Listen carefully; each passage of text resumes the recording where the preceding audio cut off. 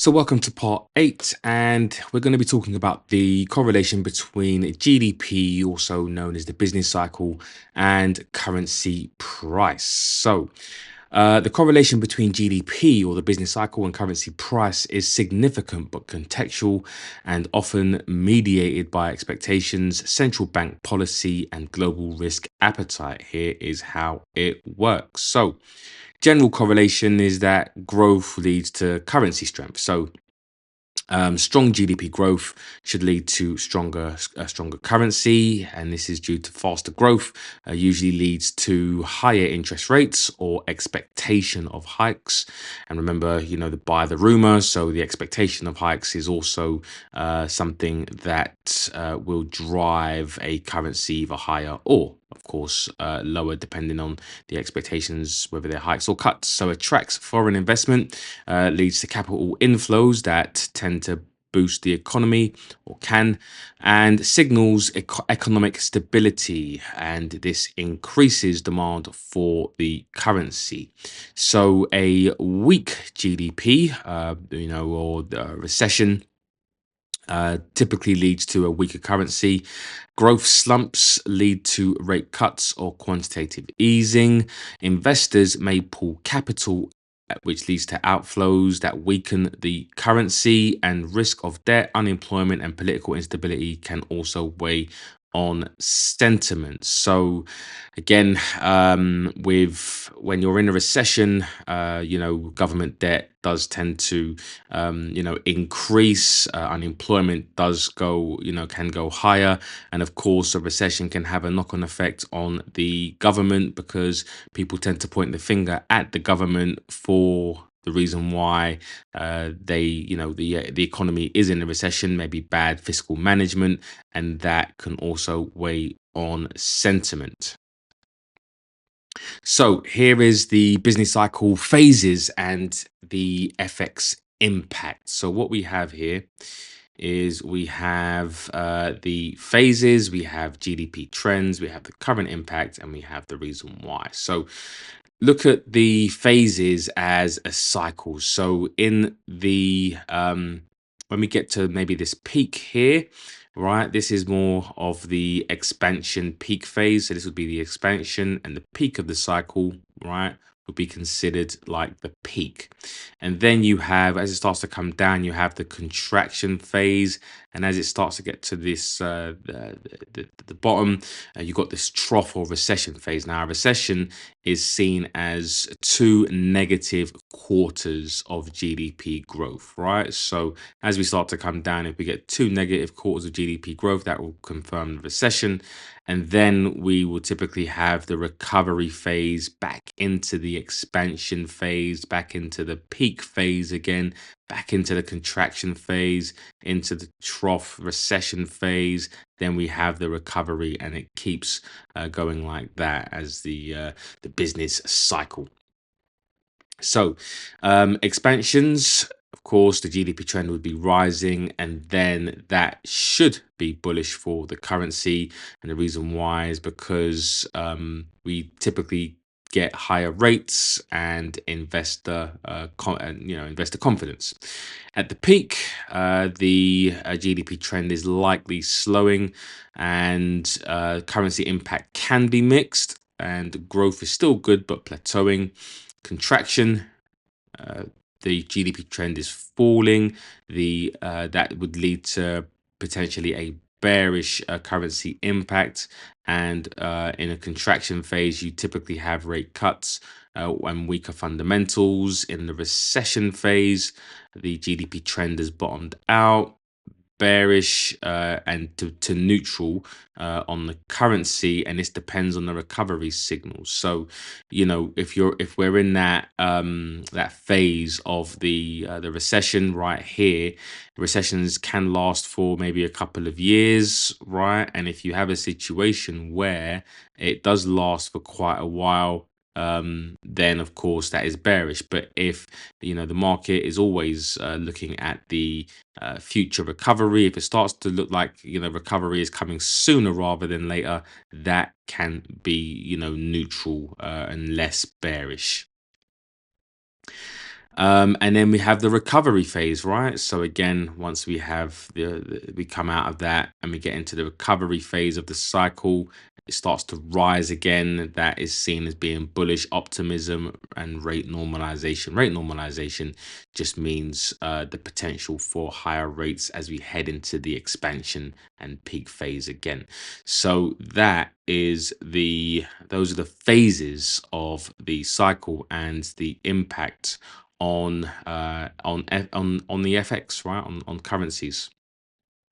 Now, why the correlation isn't perfect. So expectations that the market typically and would most likely price in future growth. If growth is strong but expected to slow, the currency may fall. So again, it's that phase of the economic cycle where you get your peak, and as the peak starts to come in, you get the contraction phase, and if growth is expected to slow or come into that contraction phase, the currency may start to fall, because remember, think about it, the market is pricing in the future value.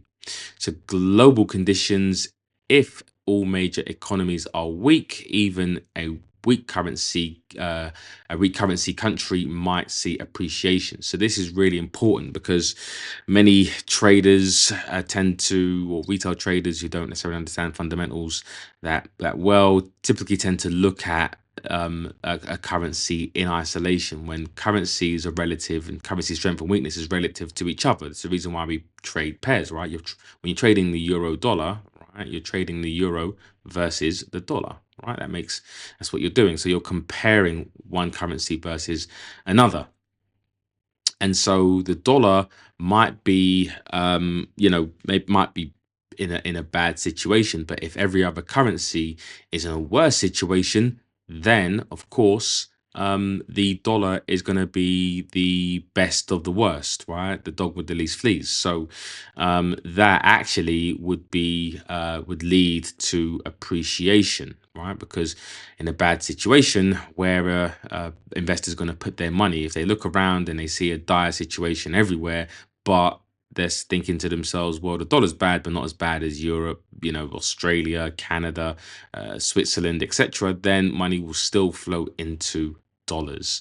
And of course, vice versa, you could have a current, country that you're looking at is looking good, but if other countries are doing better, then it's going to have the opposite effect, right?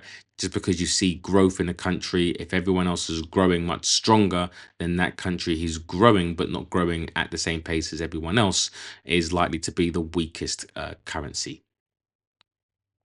So, safe haven status, the dollar and the yen, as well as the Swiss franc, can rise even in domestic downturns if global risk is high. So, if we have, let's say, for example, a recession in the US, but if we have a risk off scenario, money may still flow into the dollar as it's seen as the world's global kind of currency, global reserve currency currently.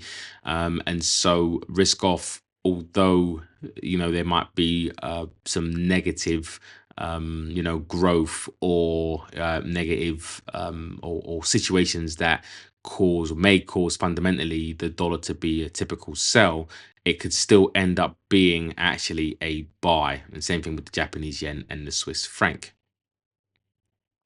Trade balance, a growing economy may import more, widening deficits and possibly weaken the currency. So with trade balance, of course, you're looking at imports and exports.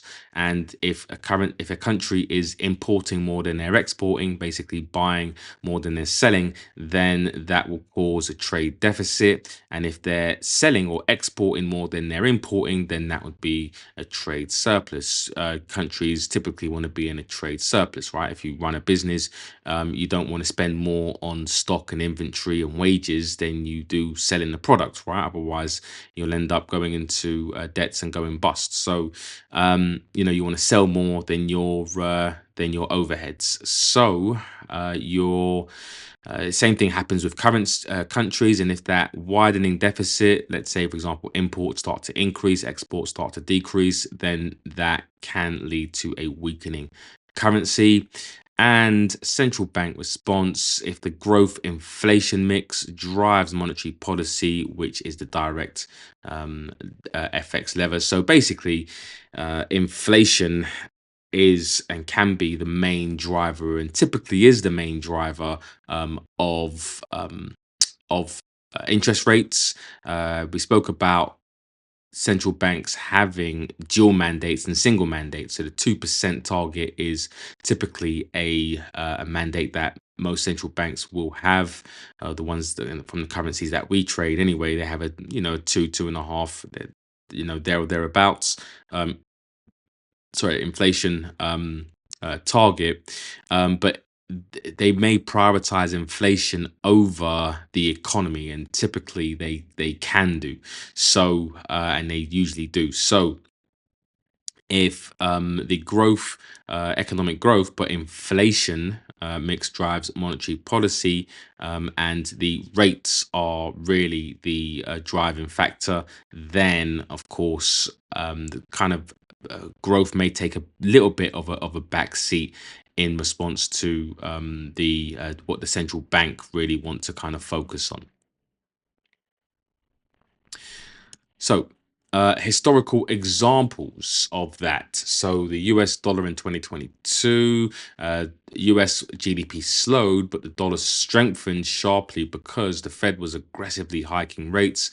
Global recession fears boosted demand for safe haven US dollars, and the market focused on inflation fighting credibility, not short term GDP, as we was talking about. So, this is an example of that. So here you have U.S. interest rates. You've got GDP here. You've got the U.S. dollar index equally weighted. So this is dollar versus the euro, the pound, the yen, the CAD, the Australian dollar, the New Zealand dollar, and the Swiss franc. And then you also have inflation down here. So you had interest rates start to rise 2022, right? So we had this start to happen, which normally would uh, increase or appreciate a currency, right? And then in response to that, you also had the dollar start to rise. Now, GDP was actually falling during that time, right? So falling in 2022, and you saw that, right? Which, so you're thinking, well, why would the value of the dollar increase? Why would the central bank hike rates in a recession? Normally they cut rates in a recession, right? But the problem was that inflation was getting out of control, right? In 2022, you could see high inflation going from 6 to 7 to 8 to around 9%. So, in order to get inflation down, the central banks and the Federal Reserve saw inflation as the bigger threat, right? So, which one was going to be the bigger threat, a recession or out of control inflation?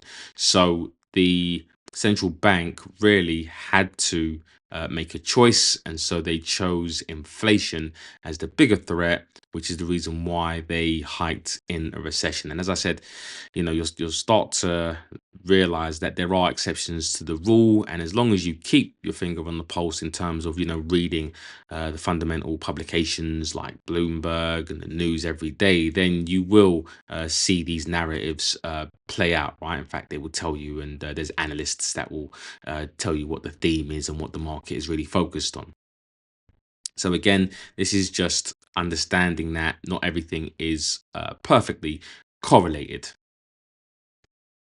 So the summary is that the correlation is positive between GDP growth and currency strength, particularly through interest rate expectations and capital flows. But the caveat is always filtered through global context, relative strength, or sorry, relative growth, and central bank reactions as well. So the next video will be why government bonds are correlated with currency prices.